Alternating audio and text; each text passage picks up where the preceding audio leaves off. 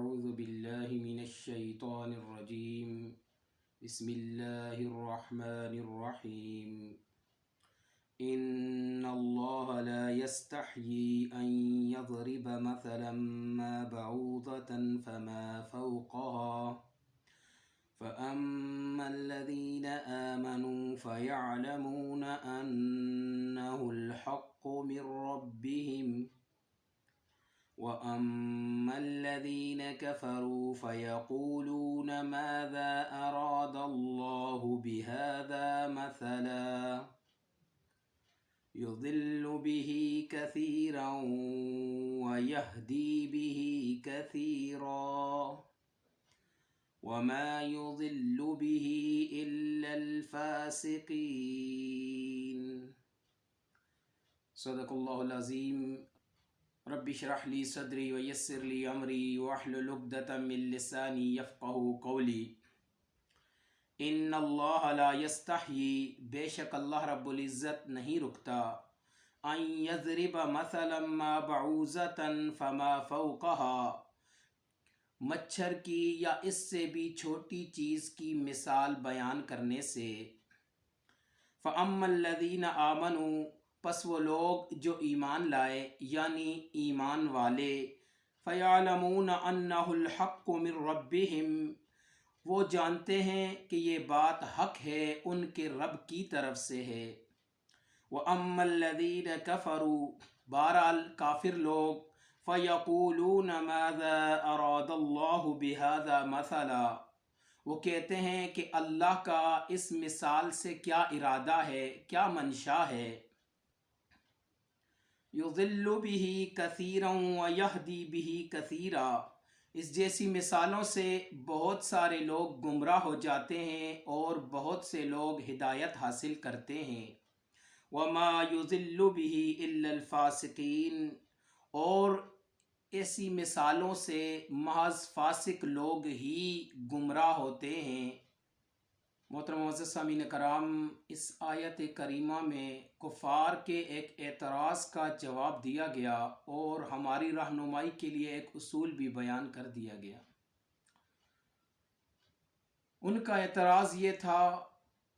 کہ یہ آپ کہتے ہو کہ یہ قرآن اللہ کی کتاب ہے، تو اللہ رب العزت تو بہت اعلیٰ و عرفہ ذات ہیں، اور اگر یہ اللہ کا کلام ہوتا، اللہ کی کتاب ہوتی، تو اس میں ان حقیر چیزوں کی مثالیں نہ بیان کی جاتی، یعنی کبھی کیڑے مکوڑوں کی مثال، کبھی جانوروں کی، کبھی مچھر اور مکھی کی مثال بیان کی گئی ہے۔ تو اللہ تعالیٰ کی کتاب نہیں ہو سکتی۔ اگر یہ اللہ کی کتاب ہے تو اس میں اس قسم کی مثالیں کیوں بیان کی گئی ہیں؟ تو ان کے اس اعتراض کا جواب دیا گیا کہ ان اللہ لا یستحیی بے شک اللہ رب العزت نہیں شرماتا۔ حیا کا معنی ہوتا ہے شرمانا، یعنی کسی چیز سے رک جانا، تو یہاں معنی ہوگا ان اللہ لا یستحیی اللہ رب العزت اس بات سے نہیں رکتا ان یضرب مثلا ما بعوضۃ فما فوقها کہ وہ مچھر کی مثال بیان کرے یا اس سے بھی کسی چھوٹی اور حقیر چیز کی مثال بیان کرے۔ اس لیے کہ جو تمثیل پیش کی جاتی ہے، جو مثال دی جاتی ہے، وہ متکلم کی شان کے مطابق نہیں بلکہ مخاطب کے حال اور اوقات کے مطابق ہوتی ہے۔ اگر مخاطب اپنے کردار اور عمل کی وجہ سے اتنا گر چکا ہے کہ کیڑے مکوڑوں کی سطح پر آ گیا ہے، تو اس کی حالت کو واضح کرنے کے لیے اس طرح کی مثال ہی پیش کی جائے گی۔ لہٰذا مثال دیتے وقت مخاطب کی حیثیت اور حالت کو مد نظر رکھا جاتا ہے، اور چونکہ تمثیل سے بات خوب واضح ہو جاتی ہے، اس کا سمجھنا بھی آسان ہوتا ہے اور مد مقابل اس کا انکار بھی نہیں کر سکتا، اس لیے تمثیل کے ذریعے سے بھی بات سمجھائی جاتی ہے، اور یہ کلام کی اقسام میں سے ایک قسم ہے کہ تمثیل کے ذریعے سے بات سمجھائی جائے۔ محض قرآن ہی میں نہیں بلکہ اس سے پہلی آسمانی کتابوں میں بھی سمجھانے کے لیے ہدایت کی غرض سے بہت زیادہ تمثیلیں بیان کی گئیں اور مخاطب کی حالت کو خوب واضح کیا گیا۔ جس طرح یہود اخلاقی لحاظ سے انتہائی گر چکے تھے، اصول کی پرواہ نہیں کرتے تھے، حلال اور حرام کی تمیز نہیں کرتے تھے اور جزیات کے پیچھے پڑے تھے، جزیات پر اعتراضات کرتے تھے۔ بہنی اس کو سمجھنا ہے تو آج ہمارے دور کے اندر بھی ہم اس کی مثال کو سمجھ سکتے ہیں کہ آج ہم حلال و حرام کی تمیز نہیں کرتے، فرض فرائض اور واجبات کا خیال نہیں کرتے۔ جن چیزوں کو اللہ اور اس کے رسول علیہ الصلاۃ والسلام نے حرام قرار دیا اور بغاوت قرار دیا، ہم ان کو سرعام کرتے ہیں۔ ہم ہر قسم کی برائی کا ارتکاب کرتے ہیں۔ مثال کے طور پر سود اللہ اور اس کے رسول کے ساتھ جنگ قرار دیا گیا، اس کے باوجود ہم سود کے کاروبار میں پڑے ہیں، سودی لین دین کر رہے ہیں، اس کو برا نہیں سمجھتے اور یہ جانتے ہوئے کہ یہ حرام ہے، اس کے باوجود ہم اس کے لین دین میں پڑے ہوئے ہیں، اس پہ لگے ہوئے ہیں۔ اسی طرح بے حیائی، فحاشی، زنا، چوری ڈاکہ، ظلم، لوگوں کی حق تلفی، یہ ہر قسم کے بڑے بڑے گناہ ہیں جن میں ہم پڑے ہوئے ہیں۔ اور اگر ایک آدمی سود خور ہے، رشوت خور ہے، وہ قاتل ہے، وہ ڈاکہ زنی کرتا ہے، وہ بے حیائی کا ارتکاب کرتا ہے، وہ نعوذ باللہ زنا کرتا ہے، تو ہم اس کا ہاتھ نہیں پکڑیں گے، بلکہ اس کے مقابلے میں اگر کوئی آدمی خلاف سنت کوئی کام کر جاتا ہے یا خلاف اولا کوئی کام کر جاتا ہے تو ہم اس پر اعتراض کرتے ہیں، ہم اس کو نشانہ بنا لیتے ہیں اور اس پر اعتراضات کرتے ہیں، اس کو تنگ کر دیتے ہیں۔ چاہیے تو یہ تھا کہ جو اصول کی خلاف ورزی کرتا ہے، جو حرام کام کا ارتکاب کرتا ہے، جو فرائض کو پورا نہیں کرتا، ہمیں اس کا ہاتھ پکڑنا چاہیے اور اس کو سمجھانا چاہیے۔ لیکن ہم بھی اصول کی طرف توجہ نہیں کرتے، ہم بھی اخلاقی طور پر بہت زیادہ گر چکے ہیں اور ہم فروعی چیزوں میں اختلاف کرتے ہیں، ہم فروعی چیزوں کے اندر اختلاف میں پڑے ہوئے ہیں، یعنی ایسے کام کہ نہ تو دنیا میں ہمیں ان کی ذمہ داری سونپی گئی ہے، نہ مرنے کے بعد قبر اور آخرت میں ان کے بارے میں باز پرس ہوگی، اللہ کے سامنے بھی ایسے کاموں کی جواب دہی نہیں کرنی ہوگی۔ ہم ان کاموں میں تو پڑے ہوئے ہیں، ہم جزوی مسائل میں تو ایک دوسرے پر اعتراضات کرتے ہیں، فتویٰ بازی کرتے ہیں اور ایک دوسرے پر عیب لگا رہے ہیں، لیکن جو اصولی کام ہیں ان کی طرف ہم توجہ نہیں کرتے۔ تو یہی حالت یہود کی بھی تھی کہ وہ اصول کا خیال نہیں کرتے تھے اور فروعات کے پیچھے پڑے ہوئے تھے، چھوٹی چھوٹی باتوں پر اختلاف کرتے، اعتراضات کرتے۔ تو ان کی اس بری حالت کو واضح کرنے کے لیے عیسیٰ علیہ السلام نے مثال بیان کی ان کے لیے کہ تم اونٹ تو نگل جاتے ہو اور مچھروں کو چھانتے ہو۔ اب اس مثال کے اندر اصل مقصود اونٹ اور مچھر کے الفاظ نہیں ہیں، بلکہ اس کی معنویت ہے۔ جس مقصد کی طرف یہ اشارہ کر رہی ہے وہ ہے کہ وہ لوگ انتہائی زیادہ اخلاقی پستی کا شکار تھے، جو کام انہیں کرنے چاہیے تھے، جو ان کی ذمہ داری تھی، وہ تو نہیں کرتے تھے اور فضول باتوں میں، فضول کاموں میں پڑے ہوئے تھے۔ اسی طرح قرآن مجید کے اندر بھی اللہ تعالیٰ نے مخاطب کی حالت کو بیان کرنے کے لیے، واضح کرنے کے لیے اور ہدایت اور رہنمائی کے لیے مختلف قسم کی مثالیں پیش کی ہیں۔ بجائے ماننے کے ان لوگوں نے آگے سے اختلاف کیا، اعتراض کا رویہ اختیار کر لیا، اگرچہ وہ ان مثالوں کو سمجھتے تھے، وہ بھی جانتے تھے کہ یہ اللہ رب العزت کا کلام ہے اور نبی علیہ الصلاۃ والسلام آخری نبی ہیں، قیامت تک کے لیے انہی کی اطاعت کرنا اور ان پر ایمان لانا ہم پر لازم ہے، اور یہ قرآن پر حق کتاب ہے۔ لیکن اس کے باوجود وہ نہ تو خود اس پر ایمان لاتے بلکہ لوگ اس پر اعتراضات کر کے لوگوں کو الجھانے کی کوشش کرتے تھے اور لوگوں کو ہدایت سے روکنے کی کوشش کرتے تھے۔ تو اس لیے اس آیت کے اندر ان کی اس اعتراض کا اللہ تعالیٰ نے جواب دیا کہ اللہ تعالیٰ مچھر کی یا اس سے بھی چھوٹی چیز کی مثال بیان کرنے سے نہیں رکتا کہ جب تم اپنے عمل اور کردار کی وجہ سے اتنے گر چکے ہو کہ کیڑوں مکوڑوں کی سطح پر آ چکے ہو تو تمہارے لیے انہی چیزوں کی مثال دی جائے گی۔ ان اللہ لا یستحیی ان یضربا، بے شک اللہ تعالیٰ مثال بیان کرنے سے نہیں رکتا، بے شک اللہ تعالیٰ نہیں رکتا ان یضرب مثلا ما بعوضۃ، کہ وہ مچھر کی مثال بیان کرے، فما فوقہا، یا اس سے بھی بڑھ کر چھوٹی چیز کی مثال بیان کرے۔ فَأَمَّا الَّذِينَ آمَنُوا فَيَعْلَمُونَ أَنَّهُ الْحَقُّ مِنْ رَبِّهِمْ، بہرحال ایمان والے تو وہ اس کی معنویت پر غور کرتے ہیں، وہ اس کے مقصد کو مد نظر رکھتے ہیں اور پھر اس پر غور و فکر کر کے اس سے ہدایت حاصل کرتے ہیں اور گمراہی سے بچ کر مزید اللہ کی اطاعت اور بندگی کی طرف مائل ہو جاتے ہیں۔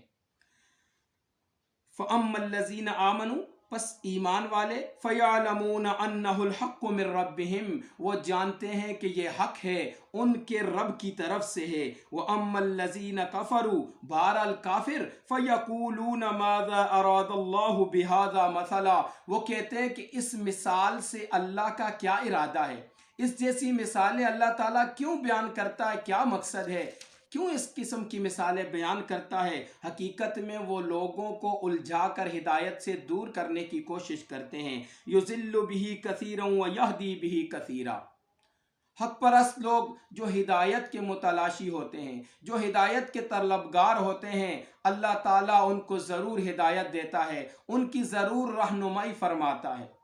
اور جو لوگ حق واضح ہونے کے باوجود بھی حق کی طرف نہیں آتے، وہ ہدایت نہیں چاہتے، تو ایسے لوگوں کو اللہ تعالیٰ بزور ہدایت نہیں دیتا۔ اس لیے کہ دنیا میں انسان آزمائش کے لیے آیا ہے، دنیا میں اللہ تعالیٰ نے انسان کے لیے دونوں راستے، ہدایت اور گمراہی کا دونوں راستے واضح کر دیے۔ اس لیے فرمایا فَهَدَيْنَاهُ النَّجْدَيْنِ، ہم نے اس انسان کی دونوں راستوں کی طرف رہنمائی کر دی ہے، کون سی ہدایت ہے، کون سی گمراہی ہے۔